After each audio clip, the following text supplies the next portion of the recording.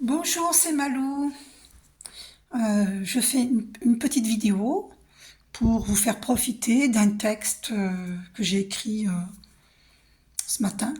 Donc je purifie avec un bâton de sauge. J'espère que vous allez bien. Allez, on purifie. On purifie tout le monde, nos belles âmes, moi-même. Allez, voilà. Attendez, hop. Ok. Euh,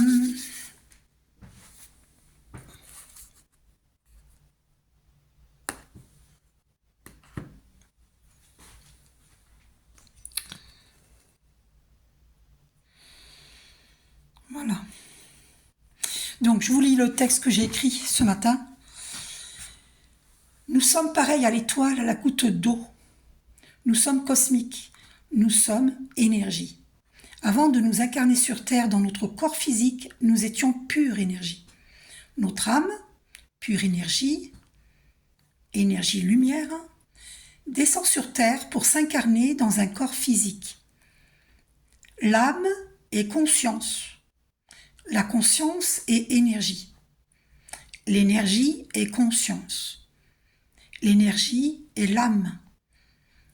Âme, conscience, énergie, c'est pareil. L'énergie est intelligente. Énergie, lumière. Puisque l'âme est énergie consciente, l'âme est intelligente.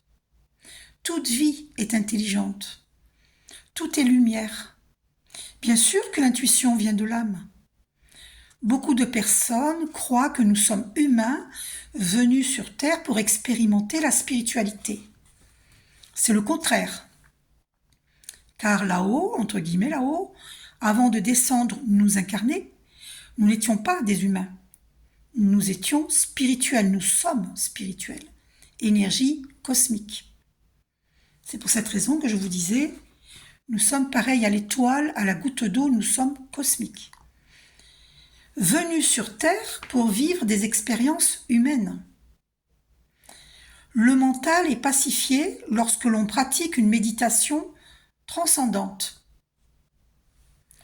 Le mental est alors mis au service de l'âme, de notre âme. Il ne subit plus le déséquilibre des dualités, ces dualités non équilibrées chez un non-méditant. Car lorsque l'on ne médite pas, nos dualités ne sont pas équilibrées, sauf qu'à rare EHE. EHE qui veut dire être hautement évolué. D'ailleurs, des personnes qui ont un QI, comment on dit déjà, quotient, il y a ceux qui ont un haut potentiel intellectuel, donc HPI, moi je suis une HPE, haut potentiel émotionnel. 3 minutes 33, vous pouvez poser les yeux dessus, c'est fort, c'est fort. Ben oui, parce que comme je médite beaucoup, donc je vis les synchronicités tout le temps, les signes, les synchronicités. Je vais à l'essentiel. C'est le pouvoir de la méditation transcendante. Donc, la dualité existe sur Terre. La dualité égale 2, le chiffre 2. L'obscurité, la lumière. Le jour, la nuit. Le riche, le pauvre. Le visible, l'invisible. Le chaud, le froid. Le haut, le bas, etc. La réflexion, l'irréflexion. Tout est son contraire. Donc, pour ne pas être victime de ces dualités, il faut, entre guillemets, parce que chacun a son libre arbitre, il faut méditer pour pacifier le mental. Ainsi, le mental pacifié est au service de notre âme. Le rocher tombé sur une maison était au bon endroit. Il est intelligent puisque toute vie est intelligente. C'est l'être humain irréfléchi qui a construit une maison sous un rocher. D'ailleurs, tout comme ils ont construit des maisons près de la mer. des océans, des mers. C'est complètement irréfléchi. Cet humain-là n'est pas un méditant. Albert Einstein, paraît-il, était un cancre à l'école. Et pourtant, par la suite, il était très intelligent. Pourquoi? Eh bien parce qu'il pratiquait la méditation transcendantale.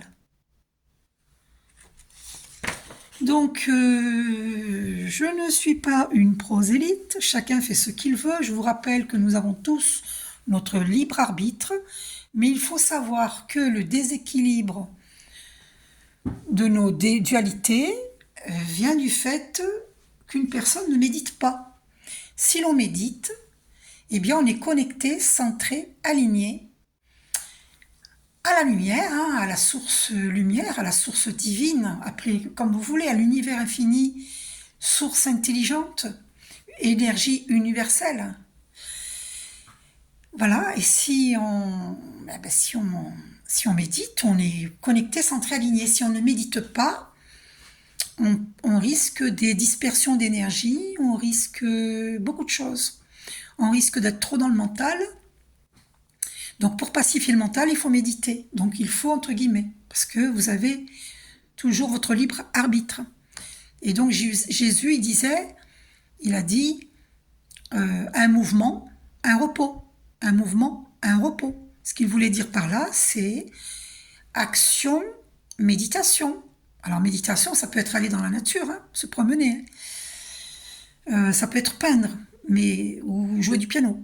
Vous voyez, vous pouvez, parce que nous transcendons lorsque nous sommes bien assis à la verticale ou debout assis, et que nous ne sommes plus dans un mental en ébullition. À ce moment-là, notre mental est pacifié, il est au service de notre âme. Donc c'est comme une méditation. Après, vous avez des vraies méditations où vous êtes assis, la main gauche pour une femme dans la main droite pour protéger son côté féminin, les pieds bien au sol, le dos droit, et vous méditez. Vous avez des méditations, nettoyage des chakras sur YouTube, ou méditation avec les archanges, vous allez en trouver plein, des méditations. Voilà. Et pour un homme, vous mettez la main droite dans votre main gauche pour protéger votre côté masculin. Voilà, il faut savoir qu'il y a ces deux polarités en nous, le 2, la dualité. Donc le yin et le yang, côté féminin et côté masculin. Notre côté gauche, c'est le côté féminin, notre côté droit, c'est le côté masculin. D'ailleurs, je vous suggère de dormir à droite pour les hommes dans un lit, et pour les femmes à gauche, au côté gauche du cœur de l'homme. C'est-à-dire, si vous êtes en couple, vous vous mettez, pour les femmes, au niveau de son cœur, à votre homme. Voilà, donc vous êtes à gauche. Et lui, du coup, vous êtes sur son côté gauche, côté cœur de l'homme. D'accord? C'est important, parce que l'homme doit être dans sa... En fait, il faut équilibrer ces dualités, toutes ces dualités. Et donc, pour équilibrer le yin et le yang, voilà, donc il faut méditer. Il faut, entre guillemets, chacun a son libre arbitre. Et donc, si une femme dort à droite et qu'un homme dort à gauche, il peut se produire que la femme, c'est d'ailleurs un signe, que la femme est autoritaire et qu'elle a pris la place de l'homme. Alors que, puisque c'est une femme, il vaut mieux, puisque c'est une femme, il vaut mieux qu'elle dorme à gauche et l'homme à droite. Voilà, après chacun fait ce qu'il veut. Plein de choses, il y a des choses qu'il faut savoir. Mais de toute manière, nous avons tous, hommes et femmes, le yin et le yang en chacun de nous. Et donc, il faut équilibrer nos polarités. Voilà, il faut équilibrer toutes nos polarités. Et pour ne plus être dans les doutes, parce que là, il y a le doute et l'amour. L'amour vient de la source divine, alors que la peur vient d'ailleurs.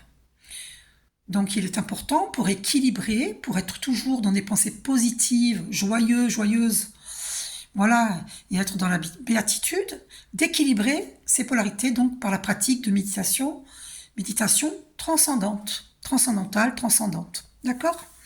Parce que lorsque vous méditez, vous allez pacifier votre mental et vous allez être dans la béatitude. Vous allez ressentir que vous allez faire un plongeon à l'intérieur de vous-même. Vous allez aller vers votre âme. Donc, votre mental va être pacifié. Vous allez lâcher prise sur le mental, sur les pensées. Donc, il n'y a pas de forcing, il n'y a pas de concentration. Vous allumez une bougie pour vous aider. Au début, vous fixez c'est une suggestion, vous fixez la flamme de la bougie. Ainsi, vous voyez cette lumière qu'il y a autour de cette mèche de bougie, vous la visualisez autour de vous, en vous et autour de vous. Et ça va vous aider à transcender, ça va vous aider. Du coup, vous allez avoir votre mental pacifié. Et votre mental, du coup, il sera au service de votre âme. Au lieu d'avoir un mental en ébullition. Et un mental en ébullition, c'est là que les erreurs peuvent être commises. Il y a eu des essais de fait, des expériences de fait en France, aux États-Unis, plusieurs endroits de la planète. Ils ont mis 100 méditants dans une ville et dans une autre ville, ils n'ont mis aucun méditant et ils se sont aperçus, il y a des preuves, j'ai des livres qui en parlent. 11 minutes 11, on me fait poser les yeux dessus. Donc, eh bien, dans la ville où il y avait 100 méditants, le taux de criminalité, de drogue, alcoolisme, de violence, tout ça, avait diminué. Et dans la ville où il y avait 0 méditant, le taux de criminalité, de délinquance, de violence, d'alcoolisme, de drogue, tout ça avait augmenté. De violence, tout ça avait augmenté. Donc il y a des preuves. Et aujourd'hui, il faut savoir qu'il y a des entreprises, ils ont installé des salles de méditation et ils se sont aperçus, et c'est véridique, renseignez-vous, vous verrez, et ils se sont aperçus que dans les entreprises où il y a des salles de méditation et qu'ils permettaient à leurs employés de méditer pendant une demi-heure, 20 minutes, une demi-heure, voilà, c'est le temps d'une méditation, eh bien, il y avait plus de rendement et ils n'étaient pas fatigués, ils étaient vraiment au top de de ce qu'ils pouvaient apporter à l'entreprise. D'accord ? Donc, nous sommes aujourd'hui à l'aube d'un grand, grand changement. C'est d'ailleurs pour ça que je vois très souvent depuis plusieurs années des voitures immatriculées 555. Le 5 qui représente le changement. 555, le 5 est répété 3 fois, c'est parce que nous sommes en train de vivre sur Terre un grand changement. Les consciences sont en train de s'élever. Nous vivons l'élévation de conscience. Et d'une conscience individuelle élevée va aller vers l'extérieur pour une conscience collective élevée. Donc tout part à partir de soi. Il est donc important de méditer. Je vous rappelle que vous avez votre libre arbitre. Il est donc important de méditer pour élever sa conscience, pour pouvoir faire ricocher sur le monde, sur son entourage, sur autrui, sur le monde. Donc, nous sommes des piliers de lumière. Comme vous le voyez ici, vous voyez cette lumière qui descend de notre Père Ciel. Je vais vous montrer de près. Énergie Yang, le Père Dieu.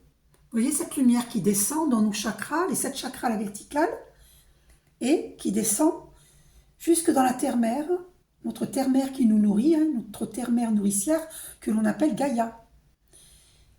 Énergie Yin, féminine. Et notre Père Dieu, c'est énergie masculine. Donc, en méditant, nous allons équilibrer tous nos corps. Corps physique, psychique, émotionnel, énergétique. Pour être en bonne santé, à tous les niveaux. D'accord ? Voilà. Je me suis acheté hier, je me suis fait plaisir. Je vous remontre mon œil de russe, il est beau. L'oracle du cri des âmes. Et quand j'ai regardé pour moi, je suis tombée sur le combat avec l'extérieur. Incroyable. Voilà, et je l'ai mis là sur une fleur de création, qu'on appelle aussi fleur de vie, pour purifier. Voilà, voilà. Et donc je vais vous lire puisque je vous ai dit ça, donc autant vous en faire profiter. Et moi je ne l'ai pas encore lu, donc j'en profite de lire devant vous. Est-ce qu'il y a un lexique que je découvre avec vous? Donc le combat vers l'extérieur. Alors, on va voir si je le trouve. J'ai oublié de mettre une crème sur les mains. Il faudra que je mette une crème parce que j'ai un peu la peau sèche avec les intempéries. Alors, le combat avec l'extérieur, page 53. Et ça ne m'étonne pas du tout de tomber sur ce titre, sur cette carte. On va voir ce que ça veut dire. Alors, ça ne m'étonne pas, parce que toute ma vie jusqu'ici, enfin maintenant non, mais ça m'arrive plus maintenant, ça va, parce que je suis à mon compte. L'apprentissage. Je suis là pour te dire de serrer les dents et de prendre les armes.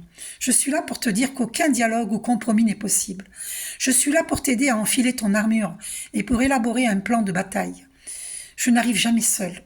Je suis très souvent accompagnée de la colère et de la jalousie. Elle m'aide à diaboliser les autres. Elle m'aide à te faire croire que tu dois te méfier des autres et que tu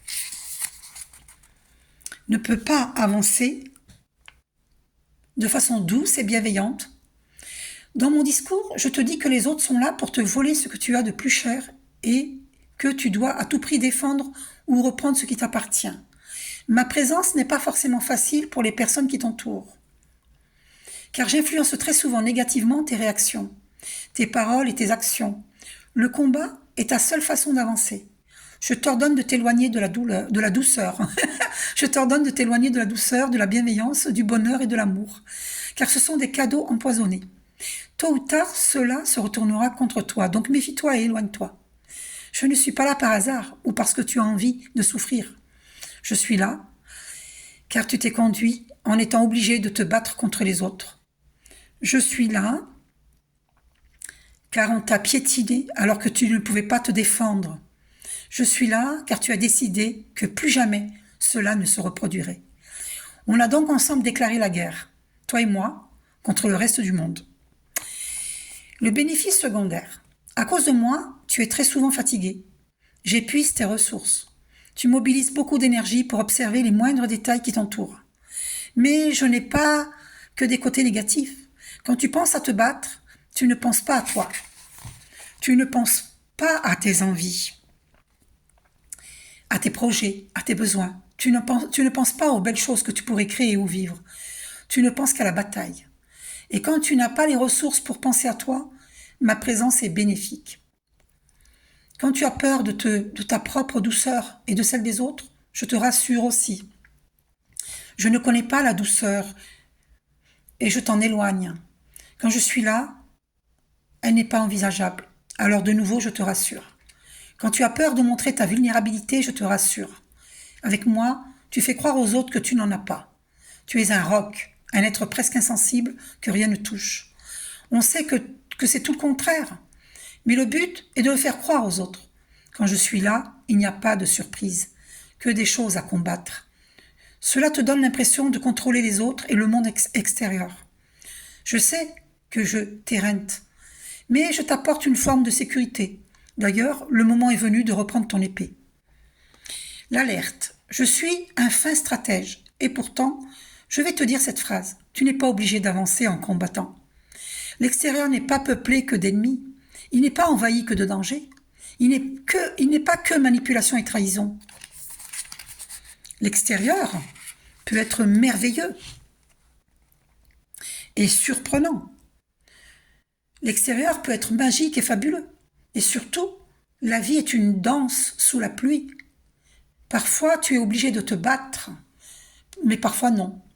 Parfois, tu peux vivre de grands moments de calme, de douceur, de joie, d'amour et de bonheur. Et tout cela n'est pas le fruit de batailles gagnées. Ce sont des constructions intérieures qui ne relèvent pas d'un plan de guerre bien établi. Tu n'es pas obligé de te battre constamment. Tu n'es pas obligé de tout analyser autour de toi. Tu n'es pas obligé de te méfier de tout. Tu peux être totalement spontané, drôle et savourer pleinement l'instant présent. Comment ? en te l'autorisant.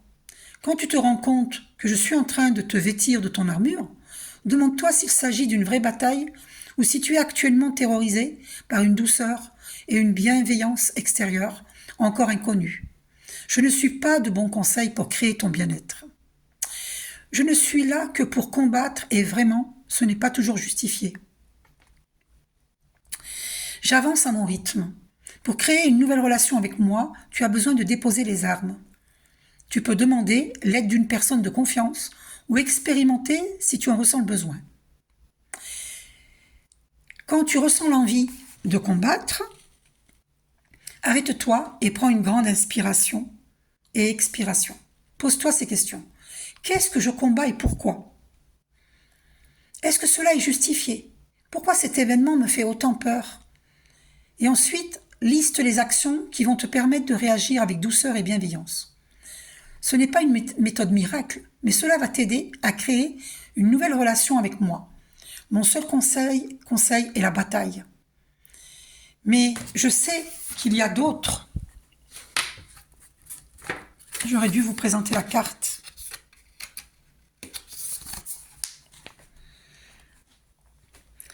Alors, j'en suis où? Mais je sais qu'il y a d'autres options. Je ne peux pas te les exposer. Alors, je ne peux pas... Où j'en suis là? Je ne peux pas... Attendez, je vais mettre mon doigt parce que sinon... Ce n'est pas mon énergie. Pour les découvrir, tu es invité à expérimenter d'autres manières de faire et d'être. Réconcilie-toi avec la douceur.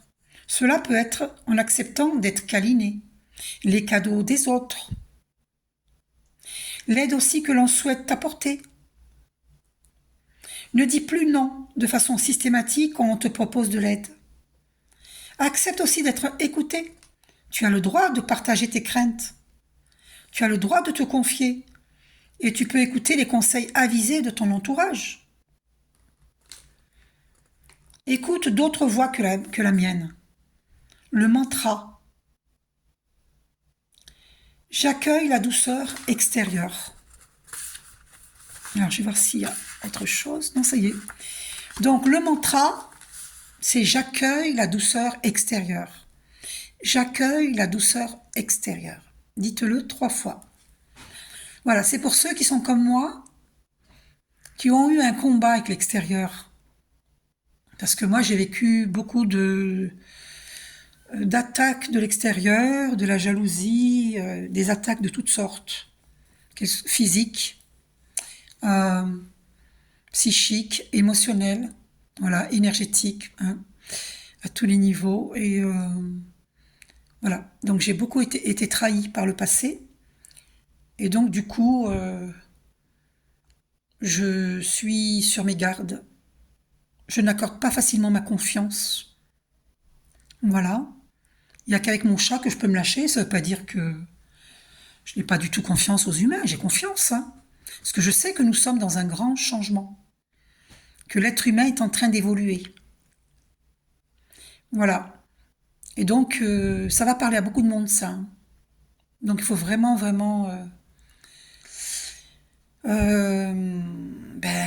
méditer, se recentrer, être connecté, centré, aligné, hein, avec la source divine, ainsi pour que le mental soit pacifié et qu'on puisse œuvrer pour la paix dans le monde, pour la paix en soi d'abord, avant tout.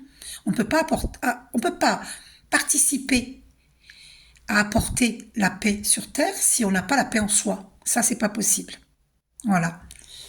Donc heureusement que je médite depuis 1998, parce que sinon, même en méditant, j'ai été mise à terre, hein, plusieurs fois.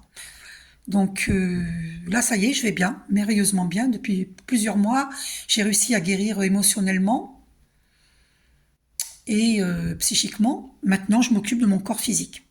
Voilà, à mon rythme, hein. Voilà, je ne me laisse pas influencer par l'extérieur. Je fais à mon rythme. Voilà. Donc voilà. Alors, j'aurai le plaisir de vous tirer une carte pour vous, pas maintenant, parce que c'est long à lire. Vous avez vu, hein, c'était un petit peu long. Donc, c'était surtout pour vous présenter le texte que je vous ai lu, que j'ai écrit, hein, Voilà. Donc, voilà. Donc, je vous fais un gros bisou. J'espère que je n'ai pas oublié de vous dire quelque chose. J'espère que non. J'avais d'autres choses à dire, mais bon, bah écoutez, voilà. Bon, ceux qui veulent un soin énergétique ou une guidance personnalisée ou une lecture d'âme, voici mon numéro que je vais mettre en dessous de ma vidéo, hein, de toute façon. Et puis, mon compte PayPal pour ceux qui veulent m'offrir gracieusement des dons, parce que j'apprends à recevoir. Parce que c'est important de donner, mais il faut aussi recevoir. Il faut apprendre à recevoir. Donc voilà pour mes coordonnées. Vous trouverez tout cela en dessous de ma vidéo, de toutes mes vidéos normalement. Voilà, je vous fais un gros bisou et prenez soin de vous. À bientôt.